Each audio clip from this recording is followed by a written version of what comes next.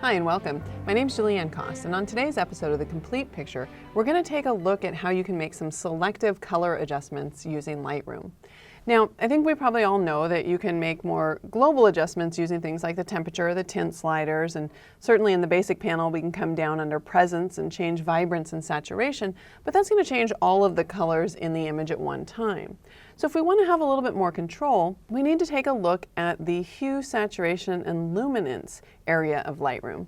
Now let's just start with saturation. If I simply wanted to desaturate this entire image, I could use, for example, the V key if I wanted to go all the way to black and white, but I actually want to leave the image in color because that's going to enable me to do a few more things.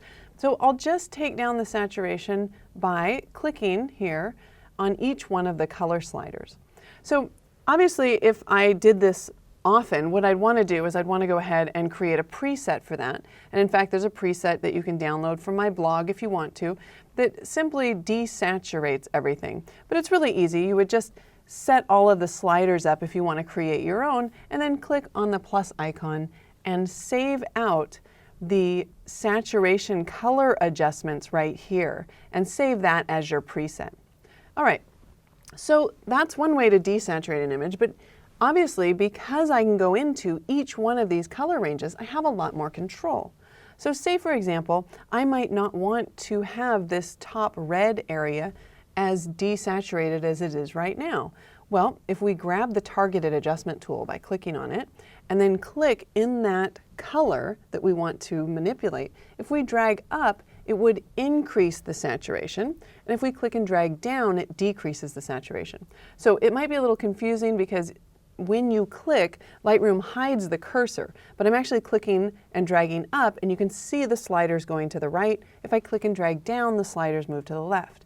And you'll also notice that it's not just the red slider that's moving, because where I clicked in this image, that color is made up of both red and orange, so Lightroom goes ahead and moves both the red and orange slider in the correct relationship to how much color is underneath the point where I clicked. So we can go ahead and do that for this blue area as well. Again, clicking and dragging up would add saturation, click and drag down to decrease the saturation. So it's kind of an easy way to kind of balance things out. Then I could also go under the hue, for example, if I wanted to change the color. Maybe I don't quite like that blue. So again, clicking and dragging up in that area will shift the blues, and in this case a little bit of the aqua, more towards the purple colors. Clicking and dragging down would bring them back towards the aqua. So again, all I'm trying to do is just get two colors that match a little bit better here. All right, now you might also want to take this one step further and go and select your adjustment brush, because I do have a lot of blue that's reflecting up here in this giant container. And so what I'll do is I'll grab my adjustment brush and just bring down the saturation here. And we can go ahead and bring it down to -100. And now you can see when I paint in here, I can selectively change the color here because I'm just painting out 100%. And if you tap the A key, that would give you the auto mask right down here. That toggles it on so that I don't have to be quite as careful where I paint, because Lightroom's going to see the line between this kind of container here and the little building, and it won't jump over to desaturate that orange color. All right, let's move to the next image for one moment, because I also want to show maybe a little bit of a different use of this. Now I will start here with the basic panel, because I do want to change the overall color balance. So again, that's a global change. So in that case, I would go ahead and use, say, my temperature or my tint slider. I just want that background a little bit more blue. Now, what if we wanted to match the bicycle with the door? Well, then I need to scoot down again to HSL. And by the way, HSL and color, these two options, the functionality is almost identical. Let me just show you the difference. The main difference is that HSL, the hue, saturation, luminosity area, that has the targeted adjustment tool, which I use all the time. Instead of trying to guess what color this is, you know, is it more orange or does it have more yellow or red in it? I'll use the targeted adjustment tool to make my adjustments. If we scoot over to the color area, we don't have that targeted adjustment tool. And the reason that we have them both, though, is they're just a different way of kind of accessing color. See, when I'm in HSL, I've got hue, saturation, and luminosity. So I can click on any of these, and then I get all of the different color ranges. All right, when we scoot over to color, basically I can click on any color and then quickly access hue, saturation, and luminosity. So it's just a different way of laying it out. And if you click on HSL, and then you actually click on all, we can see HSL, hue, saturation, and luminosity for each color range. So that might be an option as well.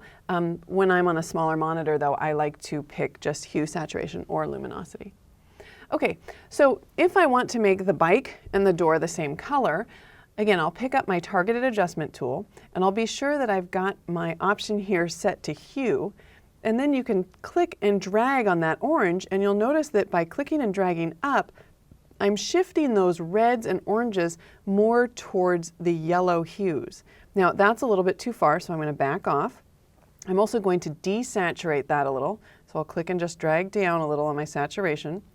And then I'll go back to hue, and I'm going to pick up on the yellow door, and I'm going to go ahead and start dragging that down to bring those values, the orange and yellow, closer to the orange value in the bike.